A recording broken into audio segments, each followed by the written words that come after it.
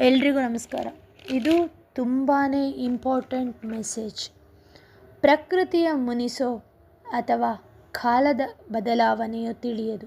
Stroke ಲಕ್ಷಣಗಳು. ಮಾಹಿತಿಯನ್ನು ಕೇಳಿ ಮೌನವಾಗಿರಬೇಡಿ. ನಿಮ್ಮ ಕುಟುಂಬ ಮತ್ತು ಸ್ನೇಹಿತರ ಜೊತೆ ಹಂಚಿಕೊಳ್ಳಿ.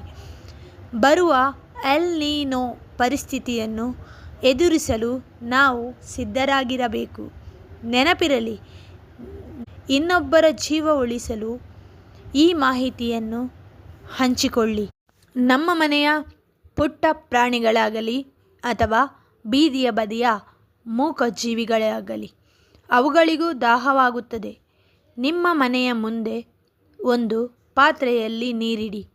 ಪುಣ್ಯದ ಜೊತೆಗೆ ಒಂದು ಜೀವವನ್ನು ಉಳಿಸಿ. ಸುಡುವ ಬಿಸಿಲಿನಲ್ಲಿ ಜೀವಹಾನಿಗಳ ಈ ಮೆಸೇಜ್ನ ಎಲ್ರಿಗೂ ಶೇರ್ ಮಾಡಿ. ಯಾಕೆ ಅಂದರೆ ಇದರಿಂದ ಯಾರಿಗಾದರೂ ಒಳ್ಳೆಯದಾಗ್ಬೋದು ಅನ್ನೋ ಒಂದೇ ನಂಬಿಕೆ.